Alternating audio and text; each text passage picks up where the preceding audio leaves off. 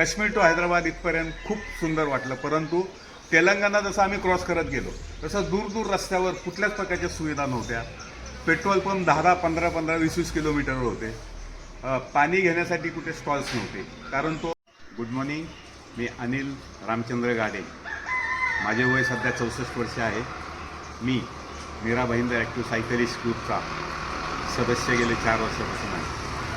2025मध्ये नोव्हेंबर-डिसेंबर या महिन्यात 3300 किलोमीटर मध्य प्रदेशमधील नर्मदा नदी हिची परिक्रमा MTV सायकलवर केली होती. तर 15 मार्च 2026ला मी आणि माझे सहकारी जे मध्य प्रदेशमध्ये राहतात ते प्रदीप जोशी अशा दोघांनी काश्मीर लाल चौक येथून राष्ट्रगीत करून आणि राष्ट्रीय ध्वजास मानवंदना देऊन आमची राईड चालू केली.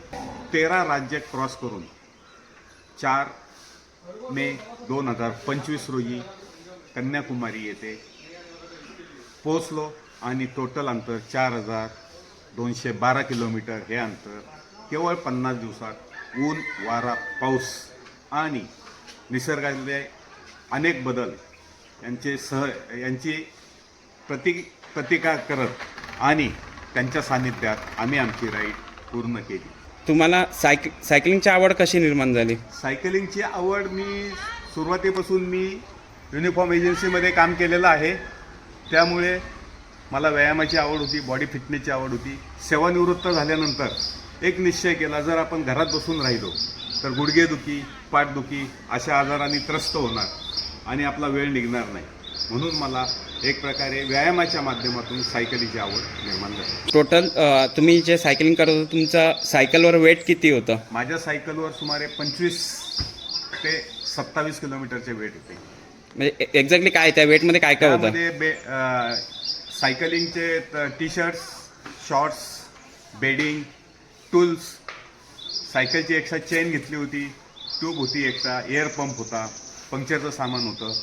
तुमच्या या 4,000च्या प्रवासामध्ये सायकल किती वेळा पंक्चर झाली किंवा सायकलने तुम्हाला त्रास काय दिला का? सायकलनी त्रास असा मला मेजर त्रास दिलेला नाही. फक्त 2दा सायकल पंक्चर झाली होती. परंतु MBSAने घेतलेल्या वेळोवेळी कॅम्पमुळे मला ते पंक्चर काढण्याची आयडिया आली होती. त्याच्या माध्यमातून मी ती पंक्चर आम्ही स्वतःच काढली. तुम्ही आता ते 13-14 जे राज्य फिरलात, तुम्हाला सगळ्यात चांगला अनुभव कोणत्या राज्यात आला? तसा आम्हाला काश्मीर टू कन्याकुमारी सर्वच ठिकाणी आम्हाला चांगले लोक मिळत गेले. राहण्याचं, पिण्याचं, खाण्याचं तुम्ही कसं काय त्याची सोय केलेली एवढ्या दिवसासाठी? आम्ही सुरुवातीपासून ते शेवटपर्यंत जास्त करून प्राधान्य आम्ही गुरुद्वारा, धर्मशाला, हिंदूज टेम्पल्स, परत ढाबे यांचा आधार घेतला. चांगला योग जुळून आला. ही राईड केल्यानंतर मला MBSA ग्रुपकडून सवलतीच्या दरामध्ये एक फायरफॉक्स चांगल्या ब्रँडची उच्च प्रतीची सायकल मला प्राप्त झालेली. त्यामुळं माझा आनंद K2Kच्या राईडबरोबर द्विगुणित झालेला आहेच. ह्या सायकलवर मी आमचा पुढचा प्लॅनिंग गुजरात टू हिमाचल प्रदेश असा कोस्टल राईड करायचा आमचा नियोजन आहे. तुम्ही बाकी सायकलिस्टना काही सांगायचं आहे का? यूथना, सर्व सिनियर सिटीजनना एकच आव्हान करायचं आहे की शरीराच्या कुठल्या तरी ॲक्टिव्हिटीज तुम्ही चालू ठेवा. वॉकिंग करा, रनिंग करा, सायकलिंग करा, की जेणेकरून तुम्ही डॉक्टरांच्या औषधापासून दूर राहता. बिमारी आहे, ती बिमारी काय सांगून येत नाही, ती केव्हाही येते. परंतु आपण आपल्या शरीराची काळजी घेतली, एक्सरसाइज केली, त्यामुळे आपली रोगप्रतिकारशक्ती वाढते. त्यामुळं रोज सायकल चालवा, आनंदी राहा, खुश राहा. Thank you sir.